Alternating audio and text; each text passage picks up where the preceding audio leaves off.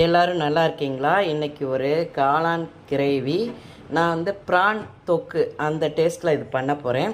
இதுக்கு என்னென்னங்கிறது உங்களுக்கு டக்குன்னு காட்டிடுறேன். காளான் வந்து 2 பாக்கெட்டுங்க.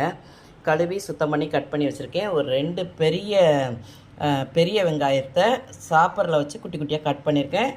தக்காளி பார்த்திங்கன்னா ஒரு எலுமிச்சம்பழம் அளவு பெரிய தக்காளி, எலுமிச்சம்பழம் எல்லாம் கொஞ்சம் பெரிய தக்காளியை நான் மிக்சியில் அரைச்சிருக்கேன். அப்படி இல்லைன்னா ஒரு சின்ன சின்ன தக்காளியாக 2ஆக நம்ம அரைச்சி வச்சுக்கலாம்.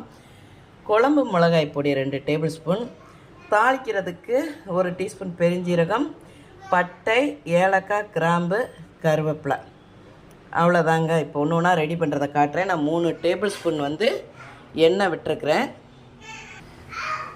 எண்ணெய் காஞ்சிருச்சு.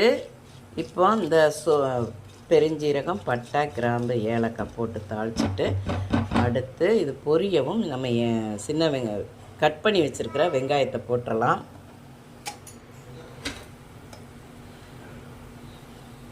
பொரியுது.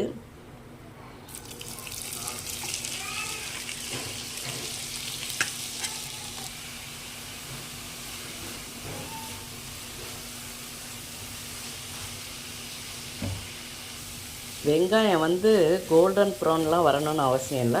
அதோட நிறம் மாறுற அளவுக்கு வதக்கினா போதும். அதில் 1 டீஸ்பூன் நான் இஞ்சி பூண்டு விழுது சொல்ல மறந்துட்டேன். ஃபஸ்ட்டு 1 டீஸ்பூன் போட்டிருக்கேங்க. அது வதங்கினோடனே நம்ம அரைச்சி வச்ச தக்காளியை போட்டு வதக்கணும்.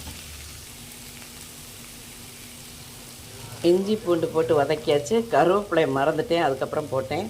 இப்போ அரைச்சி வச்ச தக்காளியை ஊற்றிடலாம். இது நல்ல வாசனை, பச்சை வாசனை போகிற அளவுக்கு வதக்கணும்.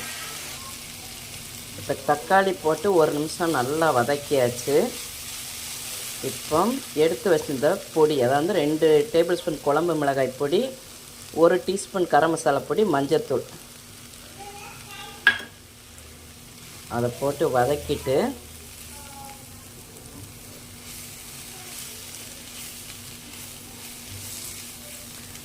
கொஞ்சம் இதாகுது இல்லையா? இப்போ ஒரு 1/4 டம்ளர் தண்ணி விட்டுறலாம். பொடி போட்டு கொஞ்சம் தண்ணி விட்டு வேக விட்டால் தாங்க அந்த பச்சை வாசனை போகும். அதுக்கு தேவையான உப்பை போட்டுடலாம்.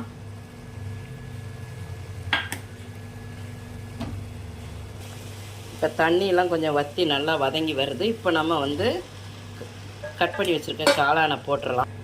காளான் இப்போ தண்ணி விட்டு வேகும். ஒரு 5 நிமிஷம் மூடி போட்டு வச்சுருவோம். சூப்பரான காளான் கிரேவி ரெடி ஆகிடுச்சுங்க.